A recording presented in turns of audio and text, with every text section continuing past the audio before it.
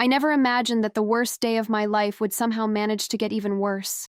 Standing in the cemetery, watching them lower my son into the ground, I felt like my entire world was collapsing. Marcus was only 42 years old. 42. A heart attack, they said. Sudden, unexpected. The kind of thing that happens to other people's children, not mine. The morning had started with that awful phone call. 3 days earlier, at 4 in the morning, my phone rang with that particular sound that makes your heart stop before you even answer. It was Jessica, Marcus's wife, her voice trembling and broken. Marcus. Hospital. Heart attack. Gone. Those words didn't make sense together. My son, my brilliant, healthy son who jogged every morning and ate salads for lunch, couldn't just be gone. I drove to their house in Boston that same morning, my hand shaking on the steering wheel the entire 3-hour drive from my small apartment in Providence. The whole way there, I kept expecting my phone to ring again, for Jessica to tell me it was all a terrible mistake, that Marcus was fine, that he was asking for me. But that call never came. When I arrived at their beautiful colonial house in the suburbs, Jessica answered the door with red, swollen eyes. She fell into my arms, and we cried together on the front porch while the early morning sun rose over the perfectly manicured lawn that Marcus had been so proud of. For those first few hours, we were united in our grief. Two women who had loved the same man in different ways, trying to make sense of a world that no longer had him in it. The next 3 days passed in a blur of funeral arrangements, phone calls, and an endless stream of visitors bringing casseroles and condolences. I stayed in the guest room, the same room I'd stayed in during my visits over the past 10 years since Marcus and Jessica had bought the house.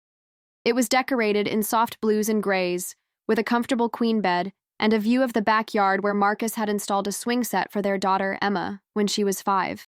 Emma was 15 now, a beautiful teenager with Marcus's dark hair and Jessica's green eyes.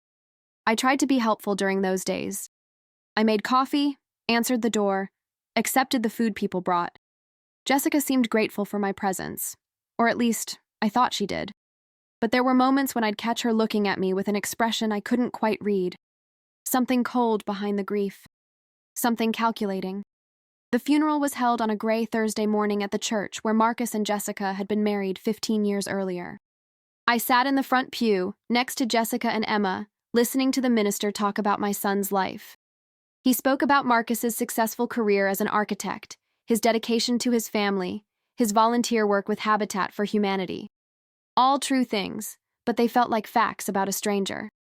The minister didn't talk about how Marcus used to collect rocks when he was 7, carefully labeling each one and storing them in shoeboxes under his bed. He didn't mention how Marcus taught himself to play guitar in college just so he could serenade the girl he had a crush on. He didn't know about the time Marcus stayed up all night with me when I had pneumonia, reading to me from my favorite books and making sure I took my medicine every 4 hours. Those were my memories of Marcus. The minister had the public version, the adult version. But I had the whole story, from the moment he entered the world, red-faced and screaming, to the last time I saw him alive, 2 weeks before his death, when he'd driven down to Providence to help me fix a leaky faucet in my bathroom. After the service, we gathered at the cemetery. The sky had started to drizzle, a light, cold rain that seemed appropriate for the occasion. I stood at the graveside, clutching a single white rose, watching as they prepared to lower the casket. Jessica stood beside me, her hand clasped tightly in Emma's. I reached out to touch Jessica's arm, a gesture of solidarity, but she pulled away slightly. At the time, I thought she was just overwhelmed with grief. I didn't realize what was coming. When we returned to the house after the burial, it was full of people. Friends, colleagues, neighbors, all gathered in the living room and kitchen, speaking in hushed tones and balancing small plates of food. I moved through the crowd mechanically, accepting hugs and murmured condolences, feeling disconnected from everything around me. Someone handed me a cup of tea that I never drank. Someone else told me how sorry they were, how Marcus had been such a good man. I nodded and thanked them, but I couldn't really hear what anyone was saying over the roaring in my ears. Finally, around 5 in the evening, the last guests began to leave. Emma had gone upstairs to her room hours earlier, overwhelmed by the day. I started gathering empty cups and plates, needing something to do with my hands. That's when Jessica approached me in the kitchen. Her eyes were dry now, and her expression was completely different from the grief-stricken widow I'd been comforting for the past 3 days. Jessica stood in the doorway, her arms crossed over her chest. Her black dress was perfectly pressed, not a wrinkle anywhere despite the long, emotional day.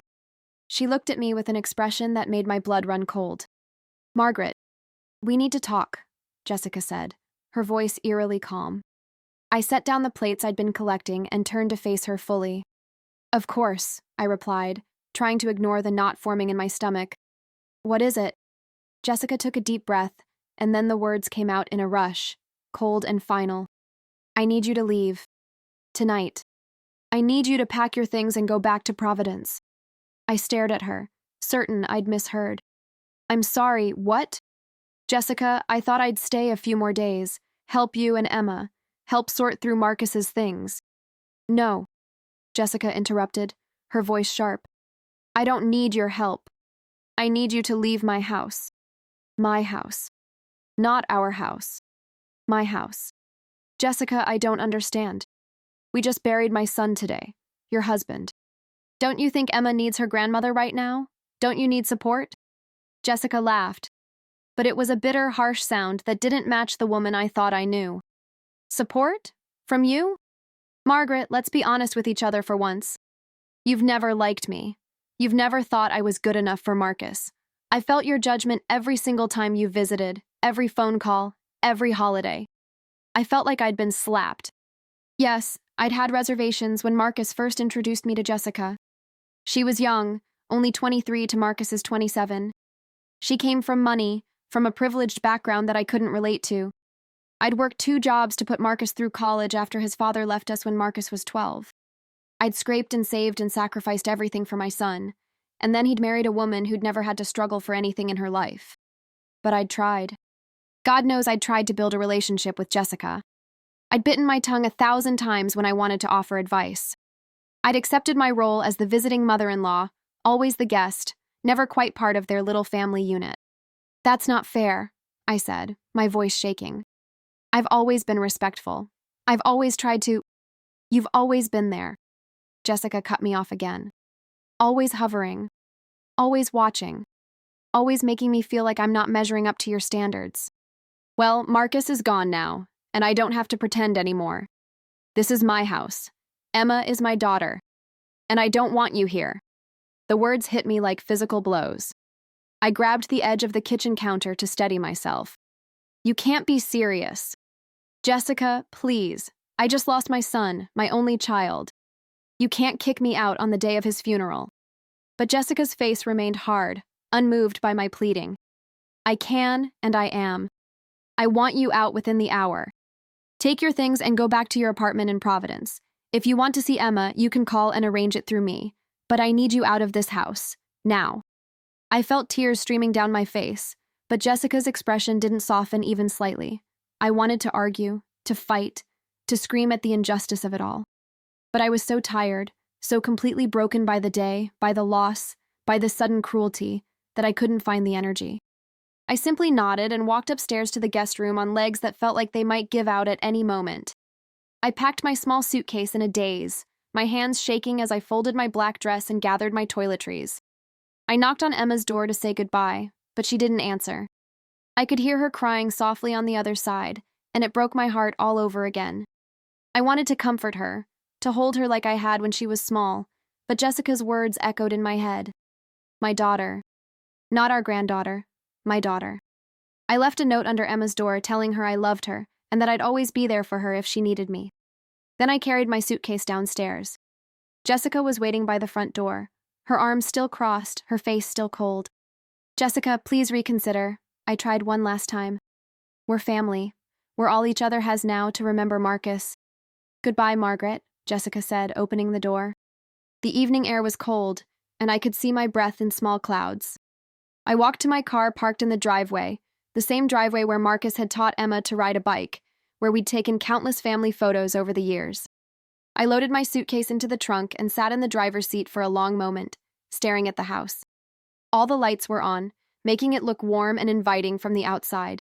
But I knew the coldness that waited within. I drove back to Providence in the dark, tears blurring my vision so badly that I had to pull over twice to compose myself. My apartment felt impossibly empty when I walked in. It was a small one-bedroom on the second floor of an old building. Nothing like Marcus's beautiful house. The furniture was worn, the appliances outdated. This was where I'd lived since Marcus left for college, since I'd downsized from the small house we'd shared during his childhood. I'd planned to move closer to Marcus and Jessica eventually, maybe find a small place near them so I could be more involved in Emma's life as she got older. Marcus and I had talked about it just a few months earlier. He'd been excited about the idea, had even started looking at apartments for me in their neighborhood. Now he was gone, and his widow had just banished me from her life. That night, I didn't sleep. I lay in my bed, staring at the ceiling, replaying every interaction I'd ever had with Jessica, trying to figure out where it had all gone wrong. Had I really been that terrible? Had I really made her feel judged and inadequate? Or was this just grief talking, pain and anger that she was directing at the nearest target? The next morning, I called Jessica's phone. It went straight to voicemail. I left a message apologizing if I'd ever made her feel unwelcome or judged, asking if we could talk, reminding her that Emma needed her grandmother. Jessica didn't call back. I tried again the next day. And the day after that. Nothing. I sent text messages. I tried calling the house phone. Silence. A week after the funeral, I received a text message from Jessica.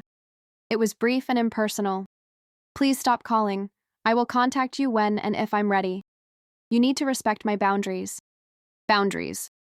As if I was some kind of threat, some unwanted intruder, and not the grandmother of her child, the mother of her late husband.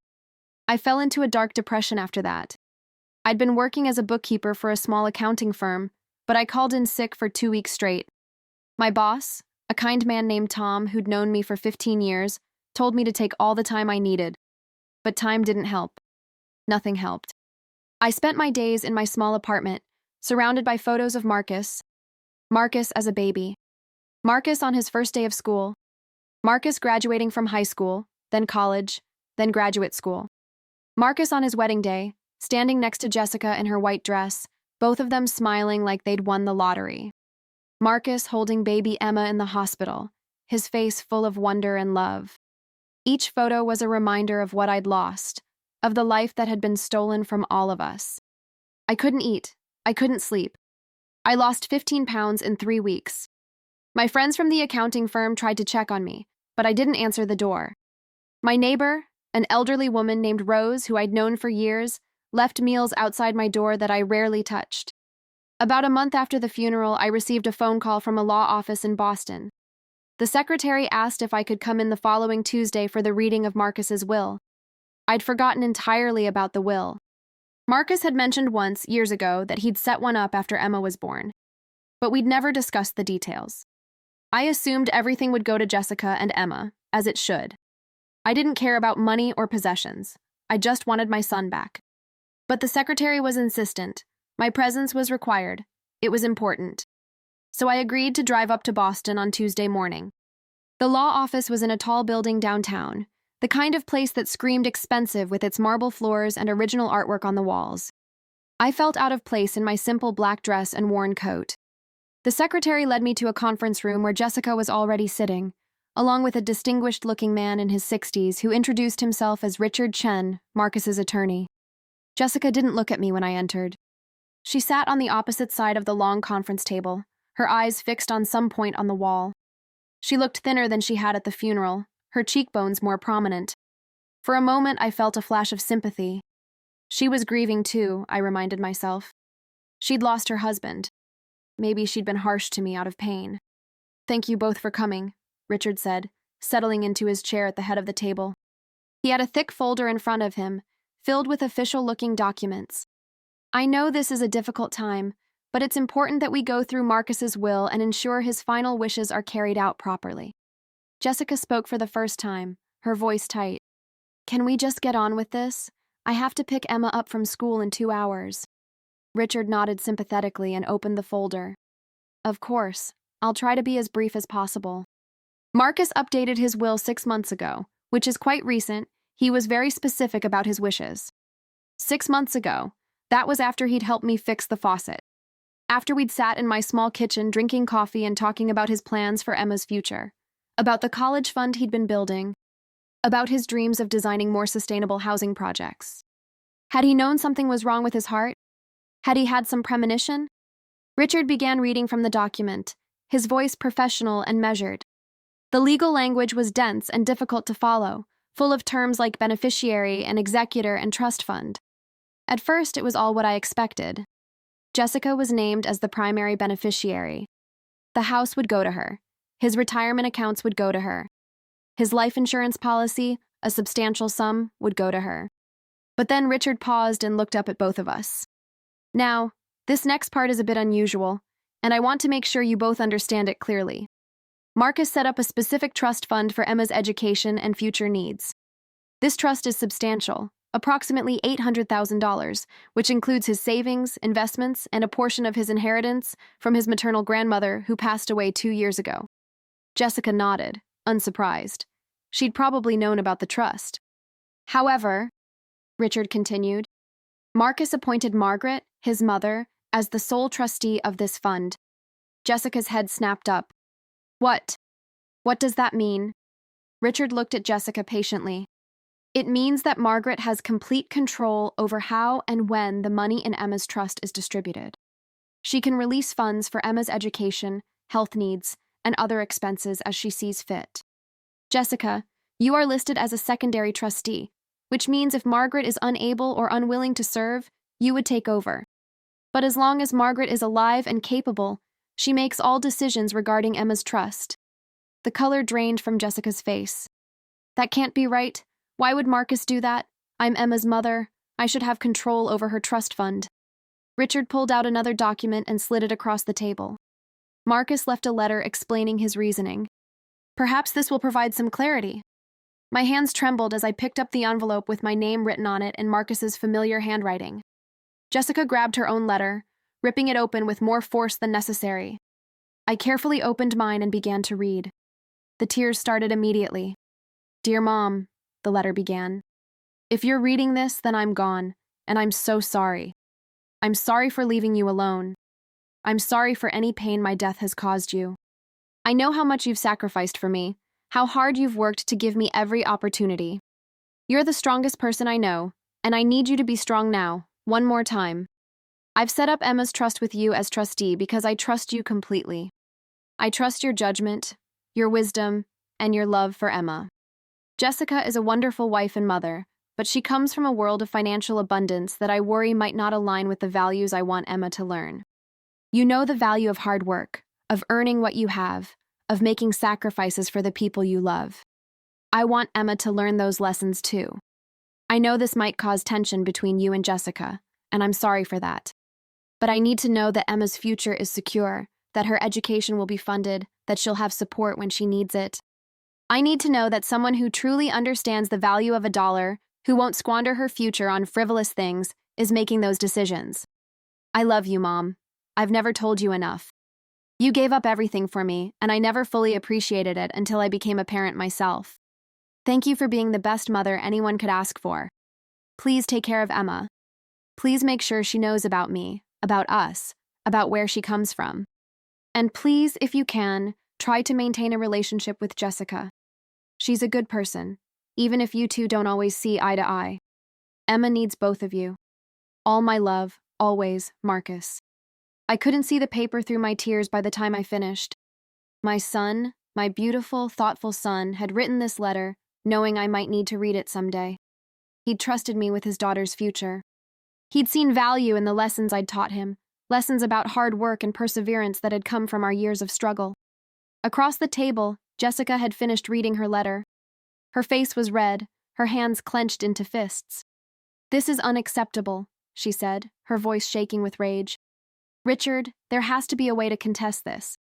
Marcus obviously wasn't in his right mind when he made these changes. He was... Jessica, Richard interrupted gently but firmly. I met with Marcus 6 months ago. He was completely sound of mind. He'd clearly thought through his decisions very carefully. He even anticipated that there might be objections, which is why he wrote these letters. Jessica stood up abruptly, her chair scraping against the floor. So what? Margaret just gets to control Emma's money? She gets to decide what my daughter needs? The woman I kicked out of my house on the day of my husband's funeral? Richard looked confused. You kicked her out? Jessica's face flushed deeper red, but she didn't back down. Yes, I did. Because she's been nothing but judgmental and intrusive for our entire marriage. And now Marcus has given her power over my daughter's future? This is insane.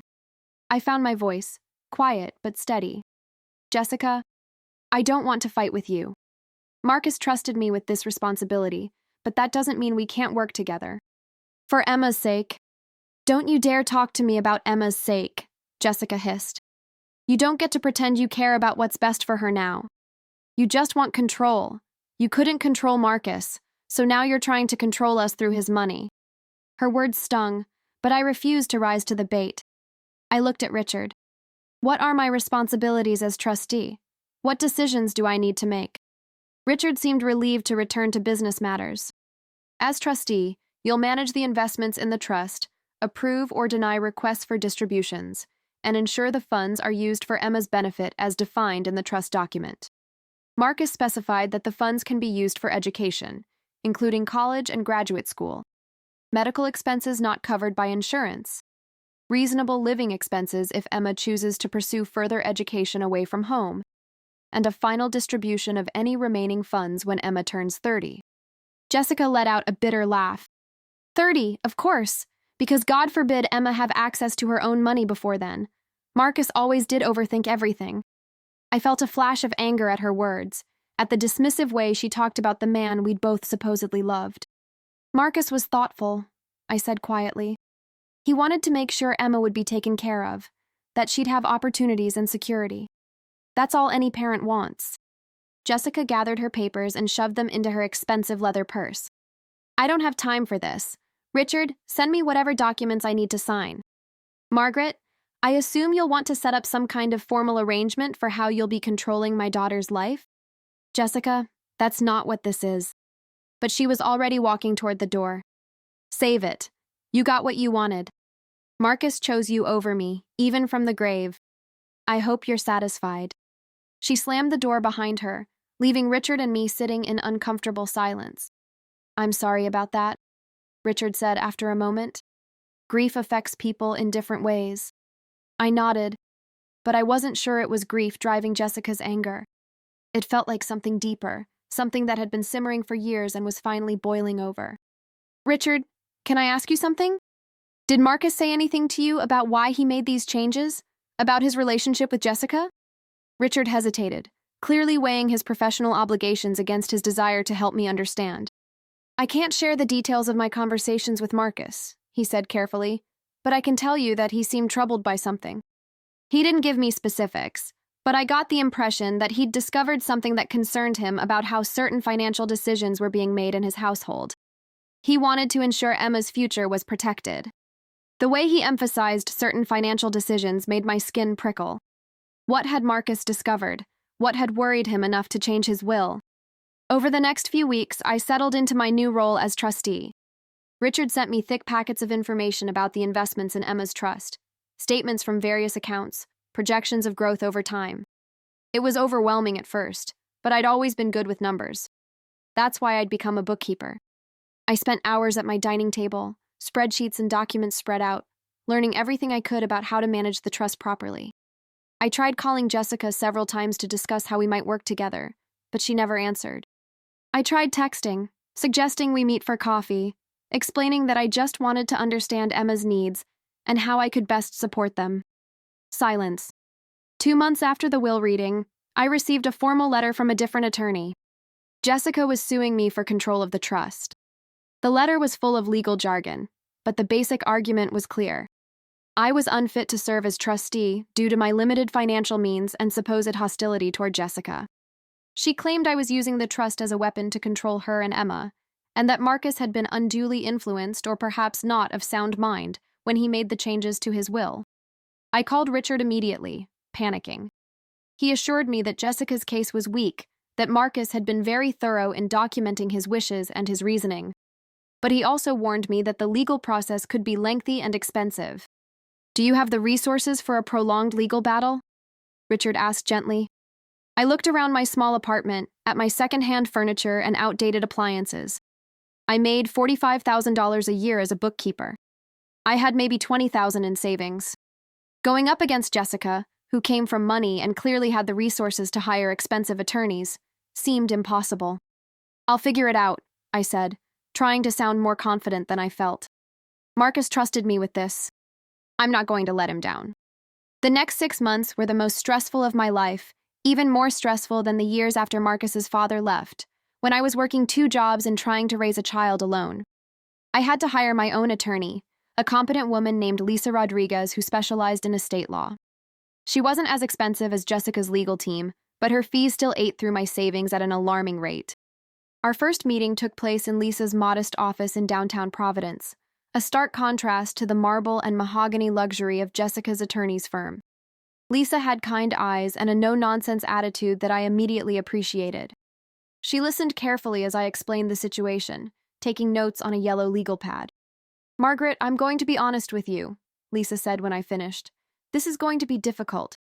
Jessica has resources, connections, and the sympathetic position of being a grieving widow. You have the law on your side, Marcus's clear intentions, but that doesn't always win cases. Are you prepared for what this might cost, both financially and emotionally?" I thought about Marcus's letter, still folded in my wallet where I kept it close to my heart. I thought about his trust in me, his belief that I would protect Emma's future. "I don't have a choice," I told Lisa. "Marcus trusted me. I can't let him down." Lisa nodded slowly, and I saw respect in her expression. "Then we fight, but we fight smart. Jessica's attorneys are going to try to paint you as unfit, as someone motivated by spite or control. We need to show that you're motivated by love and responsibility. We need to show that Marcus had valid reasons for his decisions." The legal proceedings dragged on with agonizing slowness. Each step seemed designed to drain my resources and my spirit. The depositions were particularly brutal. Jessica's lead attorney was a man named Brandon Pierce, tall and imposing with silver hair and a voice that could cut through steel. He specialized in making witnesses feel small, in twisting their words until innocent actions seemed sinister. My first deposition lasted 7 hours.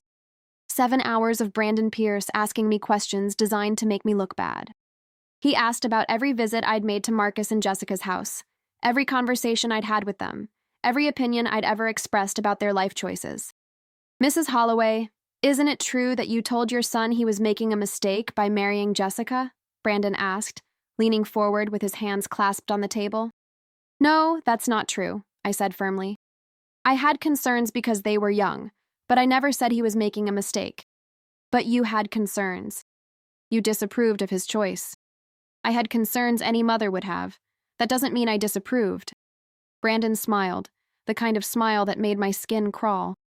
"Did you or did you not tell Marcus that Jessica came from a different world and might not understand the value of hard work?" I hesitated, because I had said something like that years ago, in a private conversation when Marcus was first dating Jessica.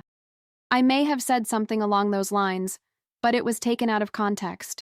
I was just expressing normal parental concerns. Normal parental concerns? Or were you trying to sabotage their relationship because you couldn't stand the idea of sharing your son with another woman? Lisa objected immediately, but the damage was done. That's how it went, hour after hour. Brandon Pierce taking perfectly normal moments from my past and twisting them into something ugly. He brought up the time I'd suggested Emma might enjoy summer camp instead of the expensive European vacation Jessica had planned. He made it sound like I was trying to deprive Emma of experiences, when really I'd just thought camp might be more age-appropriate for a 10-year-old. He asked about the Christmas when I'd brought Emma a used bicycle I'd refurbished myself instead of buying her something new. Jessica had made a comment about how sweet it was that I'd tried so hard, and I'd felt the condescension in her tone. Brandon made it sound like I'd been trying to shame them for their wealth, to make Emma feel bad about the nice things she had. The depositions went on for weeks. Jessica was deposed too, and according to Lisa, she presented as the perfect grieving widow, eloquent and sympathetic. She talked about how I'd always made her feel inadequate, how I'd questioned every decision she made as a mother, how I'd even suggested she wasn't feeding Emma properly when I'd once mentioned that home-cooked meals were better than restaurant food. Jessica's lawyers made me sound like a monster. I had to sit in depositions and listen to them describe me as bitter, jealous, and resentful of Jessica's privileged background. They claimed I was trying to punish Jessica for taking my son away from me. as if Marcus had been some possession that Jessica had stolen.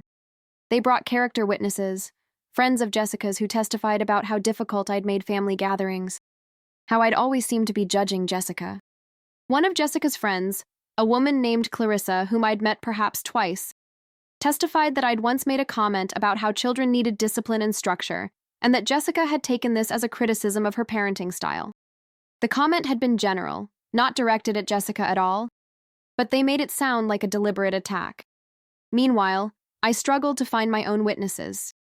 Most of the people who knew me well were working-class folks who couldn't afford to take time off for court appearances. My boss, Tom, agreed to testify about my character, about my responsibility and integrity, but even his testimony was undermined by Brandon Pierce's skillful cross-examination. "Mr. Morrison, you say Mrs. Holloway is responsible and trustworthy. But isn't it true that she's missed significant work time in the past year due to what you called emotional distress?" Tom tried to defend me, tried to explain that I'd lost my son, that anyone would need time to grieve. But Brandon made it sound like I was unstable, unable to handle stress, unfit to manage a substantial trust fund. The worst part was that Emma was caught in the middle of all of it. I hadn't seen her since the funeral, hadn't spoken to her despite my repeated attempts to reach out.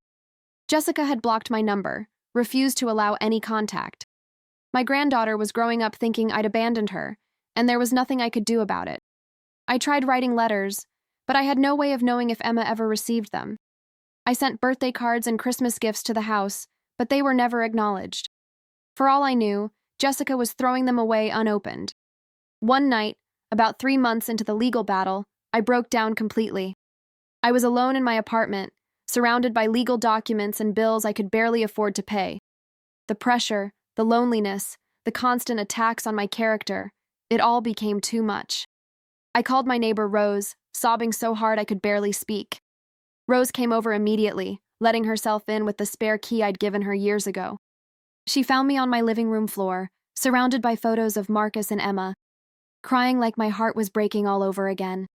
"Margaret, sweetheart, you can't go on like this," Rose said gently, sitting down beside me and pulling me into her arms. "This battle is destroying you." "I can't give up," I said through my tears. "Marcus trusted me. If I give up now, I'm letting him down. I'm letting Emma down." Rose held me while I cried, and when I finally calmed down enough to speak, she said something that surprised me. "Have you thought about why Marcus really made these changes to his will? I know the lawyers are focused on whether you're fit to be trustee, but maybe the question should be why Marcus felt he needed to protect Emma's money in the first place." Her words echoed something Lisa had mentioned early on, something I'd been too overwhelmed to fully process. Marcus must have had a reason beyond just trusting me. He must have discovered something, suspected something, that made him worry about how Jessica would handle Emma's inheritance. The next day, I shared Rose's insight with Lisa. Her eyes lit up. "Margaret, you're right. We've been playing defense this whole time, trying to prove you're fit to be trustee. But what if we go on offense? What if we investigate why Marcus made these changes? There might be evidence that justifies his decision." That's when Lisa hired the forensic accountant, a meticulous man named David Chen who specialized in uncovering hidden financial irregularities. David requested access to Marcus and Jessica's financial records as part of the discovery process. Jessica's lawyers fought it, arguing it was irrelevant to the question of my fitness as trustee. But the judge disagreed. If we were arguing that Marcus had valid reasons for his decisions, then the family's financial history was relevant. It took David 3 weeks to piece together the full picture. 3 weeks of going through bank statements, credit card bills, canceled checks, and financial transfers. What he found was shocking and heartbreaking. One particularly low moment came about 4 months into the legal battle. I was sitting in Lisa's office reviewing yet another set of documents when she gently suggested that I might want to consider settling. "Margaret, I think we have a strong case," Lisa said. "But this is costing you everything. Your savings are almost gone. You're taking time off work for these proceedings. And emotionally, this is destroying you. I can see it. Maybe it would be better to negotiate some kind of shared control of the trust, something that gives both you and Jessica oversight." I thought about it seriously. I was exhausted. I was broke. I was lonely and heartbroken and so tired of fighting. My apartment felt like a prison. I'd stopped seeing friends, stopped doing anything except work and prepare for legal proceedings. I'd lost 20 pounds, my hair was turning gray faster than ever, and I looked 10 years older than I had 6 months before. It would be so easy to just give up, to let Jessica have what she wanted. I could go back to my quiet life, try to rebuild my savings. Maybe eventually Jessica would allow me limited contact with Emma. Maybe that would be enough. But then I thought about Marcus's letter. About his trust in me. About his concerns regarding how certain financial decisions were being made. If I gave up now, if I let Jessica take control without understanding why Marcus had been worried, would I be honoring his wishes or betraying them? I pulled out my wallet and unfolded Marcus's letter, reading it again for perhaps the 100th time. The paper was getting soft from being handled so much, the creases deep and worn. I read the part where he thanked me for being the best mother anyone could ask for, where he said he'd never fully appreciated my sacrifices until he became a parent himself. No, I said firmly, folding the letter carefully and putting it back in my wallet. Marcus trusted me for a reason. I don't know what that reason was yet, but I know it was important to him. I can't let him down. I won't. Lisa nodded, something like respect in her eyes. Okay. Then we fight. The breakthrough came unexpectedly, during a routine review of documents Jessica's attorneys had been required to provide. Lisa and I were sitting in her office late one evening, going through bank statements and credit card bills. I was so tired I could barely focus, my eyes burning from hours of staring at numbers and dates.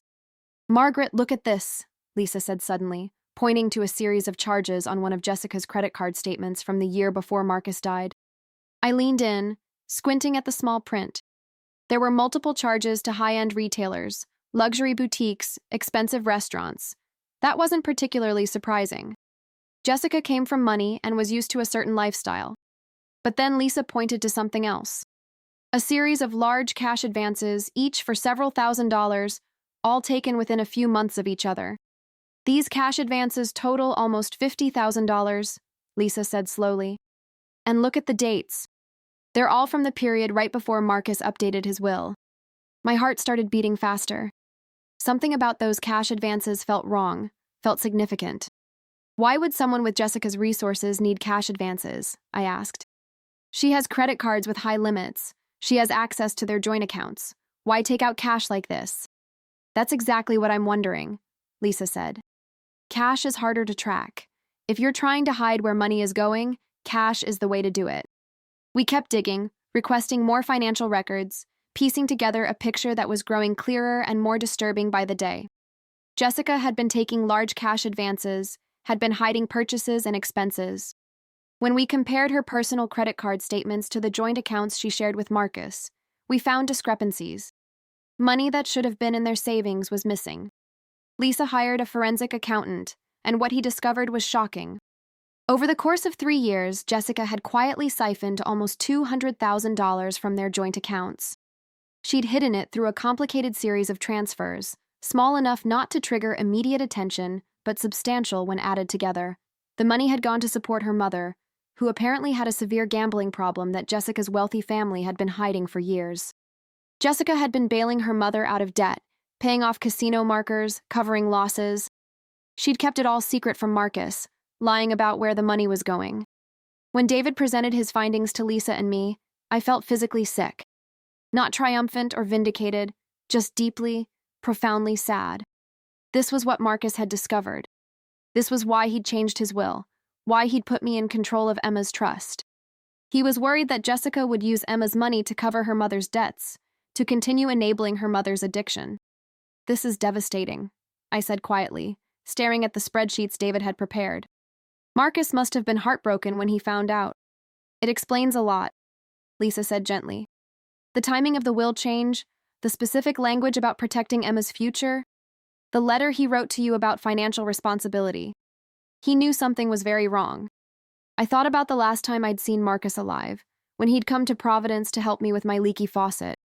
He'd seemed distracted that day, troubled by something. I'd asked him if everything was okay, and he'd said he was just tired from work. But I'd sensed there was more to it, some burden he was carrying that he couldn't share. Now I understood. He'd discovered his wife's deception, discovered that she'd been stealing from their family to feed her mother's gambling addiction. And he'd died before he could fully address it, before he could confront Jessica or get her the help she needed. What do we do with this information? I asked Lisa. We file new motions, include the financial evidence in our defense. This isn't about attacking Jessica or exposing her secrets for revenge. This is about showing that Marcus had legitimate, serious concerns about financial management.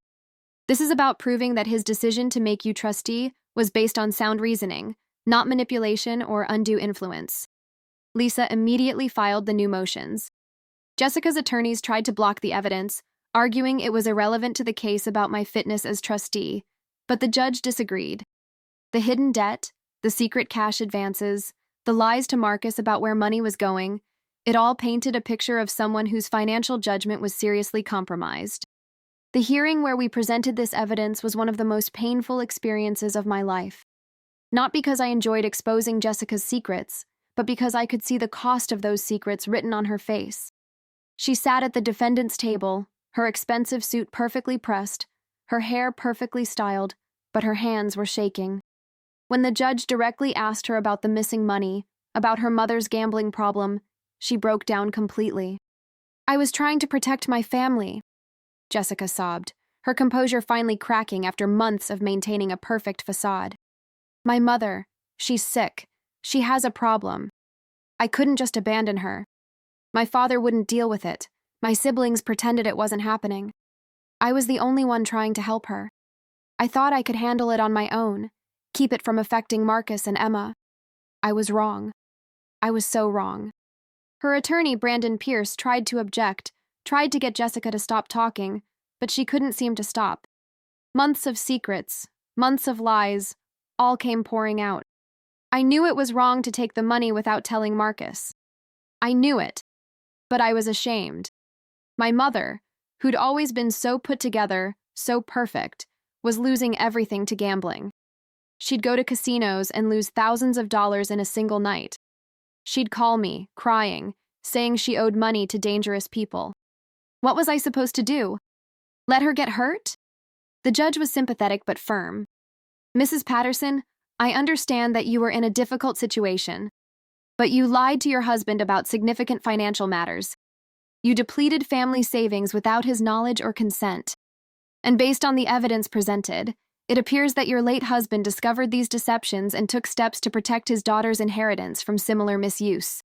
Jessica's attorney tried to argue, tried to present mitigating circumstances, but it was clear the case was over. The judge ruled in my favor, upholding the terms of Marcus's will and confirming my role as trustee. But as I sat there listening to the judgment, I didn't feel victorious. I felt hollow and sad. After the ruling, I sat in the courthouse hallway, feeling strangely empty. I'd won, but it didn't feel like a victory. Marcus was still gone. I still hadn't seen Emma in almost a year. And now Jessica had been publicly humiliated, her secrets exposed, her deception laid bare. Jessica came out of the courtroom a few minutes later, her face red and swollen from crying. When she saw me sitting there, she froze. I hope you're happy, she said, her voice raw. You destroyed me. You took everything. I stood up, my own eyes filling with tears. Jessica, I didn't want this. I never wanted to fight with you. I just wanted to honor Marcus's wishes. Marcus's wishes, Jessica repeated bitterly. Marcus, who never really trusted me, who married me but always kept me at arm's length, always held back some part of himself. I could never compete with you, Margaret. I could never be good enough. And now everyone knows what a failure I am. I took a step toward her, and to my surprise, she didn't back away. You're not a failure, I said quietly. You made mistakes. You were trying to help your mother, and you went about it the wrong way. But that doesn't make you a terrible person. Marcus loved you. He chose to marry you, to build a life with you. If he'd lived longer, maybe you two could have worked through this. Jessica laughed, but it was a broken sound. Maybe. Or maybe he would have left me. I'll never know now, will I? We stood in silence for a moment, two women bound together by our love for the same man, separated by years of misunderstanding and resentment. Jessica, I said carefully, I don't want to be your enemy. For Emma's sake, if nothing else, we need to find a way to coexist. Can we try? Can we at least try to communicate about what Emma needs? Jessica wiped her eyes with the back of her hand, smudging her makeup. I don't know if I can do that. Every time I see you, I'm reminded of how badly I failed, of all the ways I wasn't good enough for Marcus or for you. You were good enough, I insisted. I never meant to make you feel otherwise. I'm sorry if my actions came across as judgmental. I was just trying to be a mother, trying to protect my son, the same way you're trying to protect Emma. Jessica looked at me for a long moment, something shifting in her expression. When you were raising Marcus alone, working multiple jobs, sacrificing everything, were you ever tempted to take shortcuts? To make choices you knew weren't quite right because you were desperate? I thought about those hard years, about the times I'd had to choose between paying the electric bill or buying Marcus new shoes for school, about the nights I'd gone to bed hungry so he could have seconds at dinner. Yes, I admitted. There were times when I was tempted to give up, to take the easy way out. But I knew Marcus was counting on me. That kept me honest, kept me going. Jessica nodded slowly. I told myself I was being strong, handling my mother's problem on my own so Marcus wouldn't have to worry. But really, I was just being a coward. I was too ashamed to admit that my perfect family wasn't so perfect. That my mother, who'd always seemed to have everything together, was a gambling addict who'd lost everything. I was too proud to ask for help. Pride can be destructive, I said gently. But it's not unforgivable. Jessica, your mother needs real help, not just money to cover her debts, but treatment for her addiction. Jessica's face crumpled again. I know, I've known for years, but she refuses to admit she has a problem. She says she can control it, that she just needs one more chance, one more payout to cover everything. And I've been enabling her, making it worse. Then maybe it's time to stop, I suggested. Maybe it's time to let her face the consequences of her choices so she can finally get the help she needs. Jessica looked at me with something like hope in her eyes. Do you really think she can get better? I don't know, I said honestly. But I know that continuing to cover for her isn't helping anyone. Not your mother, not you, and certainly not Emma. We stood in the hallway for another few minutes, talking more honestly than we ever had before. Jessica told me about the years of hiding her mother's addiction, about the family meetings where everyone pretended nothing was wrong, about the desperate phone calls at 2 in the morning when her mother needed money to cover a gambling debt or risk violence from loan sharks. I listened without judgment, and slowly I began to understand the enormous pressure Jessica had been under. Yes, she'd made terrible choices. Yes, she'd lied and stolen from her own family. But she'd also been trapped in an impossible situation, trying to save someone who didn't want to be saved. Finally, Jessica's lawyer came out looking for her. They had paperwork to complete, post-hearing matters to address. Before Jessica left, she turned back to me one more time. Margaret, I'm going to need time. Time to process all of this. Time to figure out what to do about my mother. Time to heal. But maybe eventually we can talk about how to co-parent Emma. How to both be in her life without destroying each other. It wasn't a warm reconciliation. It wasn't a tearful hug and instant forgiveness. But it was a start. A small crack in the wall that had been built between us. Take all the time you need, I said. I'll be here. The next few months were a period of slow, careful rebuilding. Jessica and I began communicating through email about Emma's needs. At first, the messages were formal and brief, just basic information about school expenses or medical appointments. But gradually, they became longer, more personal. Jessica started including small details about Emma's life, things I'd been missing. Emma had joined the debate team at school and was surprisingly good at it. She'd started learning to play the piano. She'd gotten her learner's permit and was practicing driving. She'd been accepted into an advanced placement program for science and mathematics. All these milestones I should have been there for, that I'd missed because of our conflict. 5 months after the court case, Jessica called me on the phone. Not a text, not an email, an actual phone call. My hands shook as I answered. Margaret, I've been thinking, Jessica said without preamble. Emma's birthday is next month. She'll be 17. I know she misses you. She doesn't say it directly, but I can tell. She keeps that note you left under her door, the one from the night of the funeral. She's read it so many times the paper is starting to fall apart. My heart clenched. I miss her too. Every single day. I was thinking, Jessica continued, her voice uncertain, maybe you could come for her birthday dinner? Just something small at the house? Emma, you, me. We could try to start over for her sake. I closed my eyes, overwhelmed with relief and gratitude. I would love that. Thank you, Jessica. Thank you for giving us another chance. Don't thank me yet, Jessica said, but there was a hint of warmth in her voice. We're serving takeout Chinese food. I never learned how to cook properly. Marcus always joked that it was the one domestic skill I completely lacked. I found myself smiling. Marcus couldn't cook either, you know. When he was growing up, it was frozen dinners and canned soup most nights. I was too exhausted from working to do much better. He learned to cook in college, took a class at the community center. I didn't know that, Jessica said quietly. He told me he learned from watching cooking shows. He probably did that too, I said. He was always picking up new skills, always trying to improve himself. There was a pause, and then Jessica said something that surprised me. Margaret, I've started seeing a therapist, talking about everything, my mother, my marriage, my relationship with you, all of it. She's been helping me understand some things about myself, about why I was so defensive, so angry. That's good, I said. That's really good, Jessica. She pointed out that I was jealous of you, Jessica continued, her voice getting stronger. Jealous of the bond you and Marcus had, jealous of the way he lit up when he talked about you, jealous that you'd gotten to be there for all his important moments when I only got the last 15 years. I felt like I was competing with you for his love, even though that was never what it was about. Jessica, Marcus loved you, I said firmly. He chose you. He built a life with you. What he and I had was different, mother and son, but it wasn't better or more important. It was just different. I'm starting to understand that now, Jessica said. But for years, I felt like I was fighting for my place in his life, and when he died, all that resentment just exploded.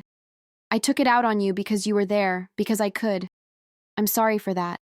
I'm sorry too, I said. I'm sorry if I ever made you feel like you weren't enough. You were exactly what Marcus needed, what Emma needs. You gave him a beautiful family, a happy home. We talked for almost an hour, really talked, for the first time in years. By the time we hung up, I felt lighter than I had since Marcus's death. Emma's birthday dinner was awkward at first. When I arrived at the house, that beautiful colonial house that I hadn't seen in over a year, Emma answered the door. She'd grown so much. She was taller, her face had matured, she looked more like a young woman than a teenager. When she saw me, her eyes filled with tears. "Grandma," she whispered, "I missed you so much." I pulled her into my arms, holding her tight while we both cried. Jessica watched from the hallway, her own eyes glistening. We ate Chinese food in the dining room, the same room where we'd had so many holiday meals over the years. The conversation was stilted at times, all of us carefully avoiding certain topics. But there were also moments of genuine connection. Emma told us about her classes, her plans to apply to colleges the following year, her dream of studying environmental science. Dad always talked about sustainable design, Emma said, her voice catching slightly. I want to continue that work in my own way. Maybe working on environmental policy or renewable energy systems. I reached across the table and squeezed her hand. Your father would be so proud of you. You're going to do amazing things, Emma. After dinner, Emma showed me her room. It had changed significantly since I'd last seen it. The walls that had once been covered with boy band posters now displayed artwork and photographs. On her desk, I noticed a framed picture of Marcus and me from years ago, taken at Emma's middle school graduation. I found that in Dad's office after he died, Emma explained. He kept it on his desk at work. I wanted to have it here to remember both of you.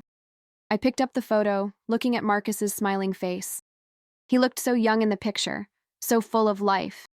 It was hard to believe he was gone.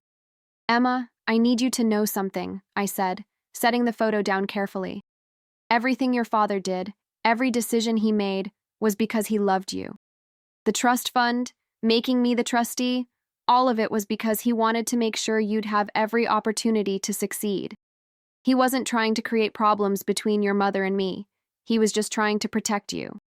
Emma nodded, wiping away tears. Mom explained some of it to me, about Grandma Linda's problems, about the money. I was really angry at first. Angry at Mom for lying, angry at Dad for not trusting her, angry at you for fighting in court. But my therapist has been helping me understand that adults make mistakes too. That everyone was just trying to do what they thought was right. You're seeing a therapist too? I asked. Yeah, Emma said. Mom and I both are. We're actually doing some sessions together, working on communication. It's been really helpful. I felt a surge of pride in Jessica for taking those steps, for getting help not just for herself, but for Emma too. Over the next year, Jessica, Emma, and I slowly rebuilt our relationship. It wasn't perfect. There were still moments of tension, still old wounds that occasionally flared up. But we were trying, genuinely trying to be a family again. I attended Emma's debate competitions, cheering her on from the audience.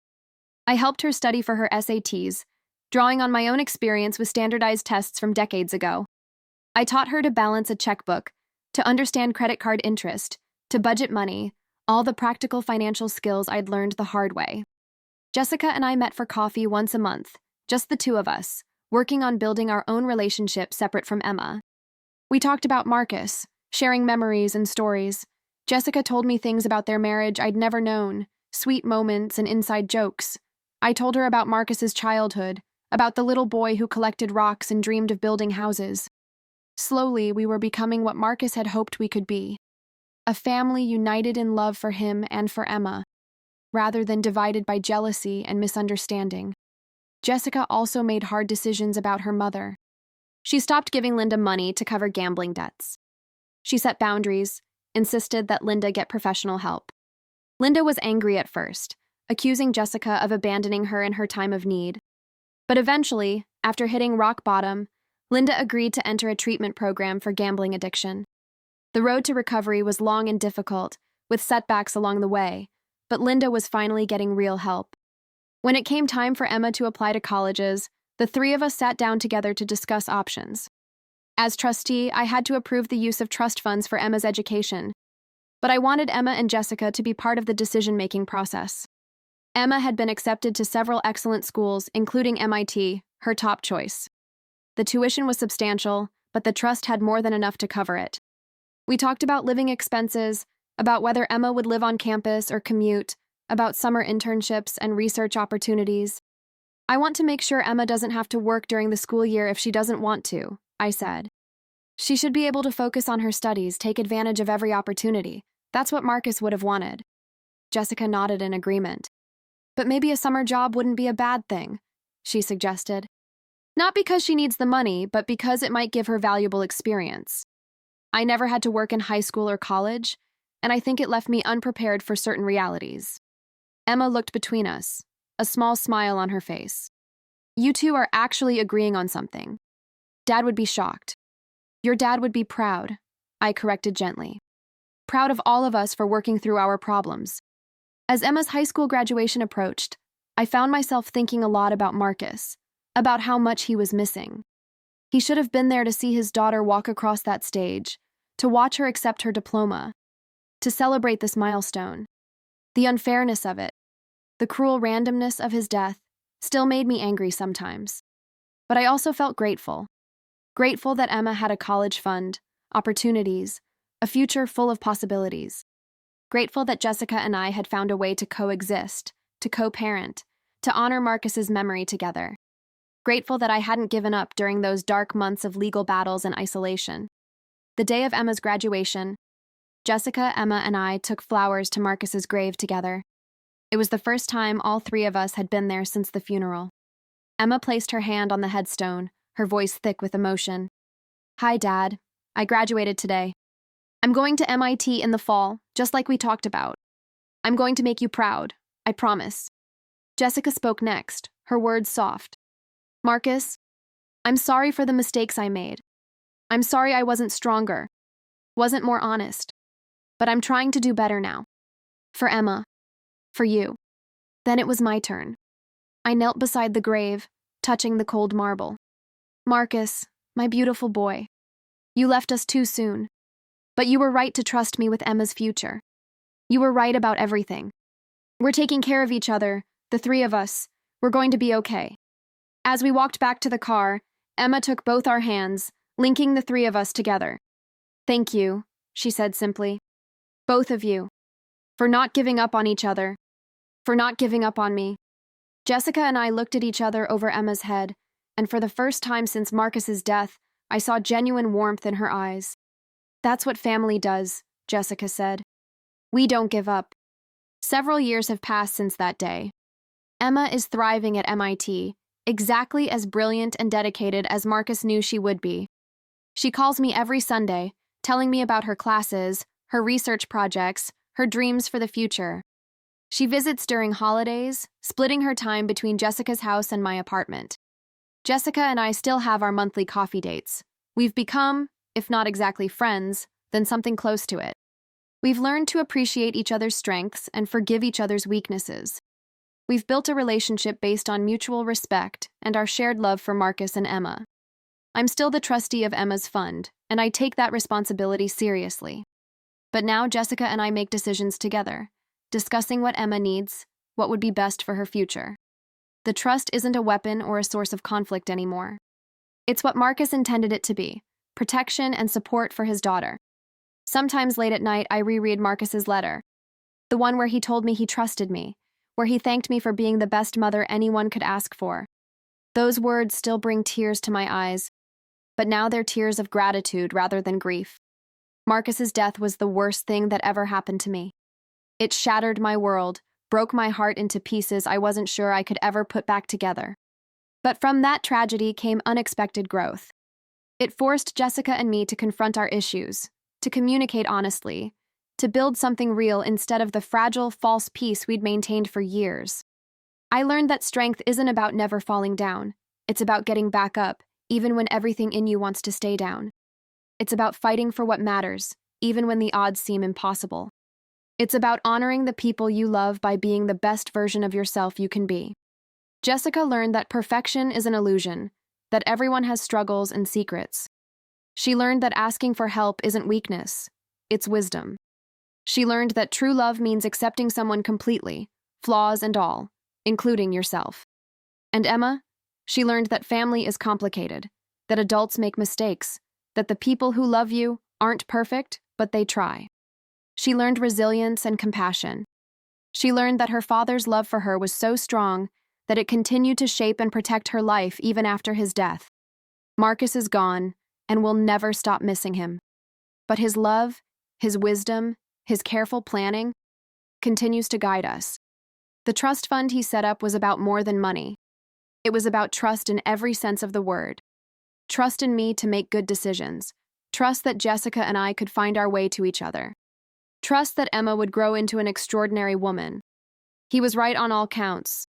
Looking back on everything, the funeral, the will reading, the legal battle, the slow reconciliation, I realized that my journey wasn't just about being a trustee or managing a fund. It was about learning to trust myself, to believe that I had value beyond just being Marcus's mother. It was about finding strength I didn't know I had, about standing up for what was right even when it cost me everything. I'm 68 years old now. I still work as a bookkeeper, still live in my small apartment in Providence. My life hasn't changed much materially, but internally, I'm a different person than I was on that terrible day when Jessica kicked me out of her house. I'm stronger. I'm more confident. I know my worth. I know that Marcus was right to trust me, that his faith in me wasn't misplaced.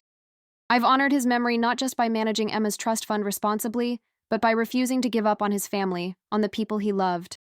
Last month, Emma called me with exciting news. She'd been offered a position in a prestigious research program focused on sustainable energy. It was exactly the kind of opportunity Marcus would have been thrilled about. As we talked about the program, about her future, about her dreams, I felt Marcus's presence so strongly. Not in a supernatural way, but in the way his values, his hopes, his love lived on in his daughter. After we hung up, I sat in my small living room, surrounded by photos of Marcus at every age, and I talked to him the way I sometimes do. "We did it," I said to his smiling photograph. "We took care of her, Marcus. Emma is going to be okay. Better than okay. She's going to change the world." And in my heart, I could almost hear his response, warm and proud. "I never doubted it, Mom. I never doubted you." That's the thing about love. Real love doesn't end with death. It transforms, it evolves, but it endures. Marcus's love for Emma, for Jessica, for me, it's still here, still guiding us, still holding us together. And my love for him, that hasn't diminished even slightly. If anything, it's grown deeper, more profound, more appreciative of every moment we had together. The story of my life isn't the tragedy of losing my son, though that pain will never completely fade.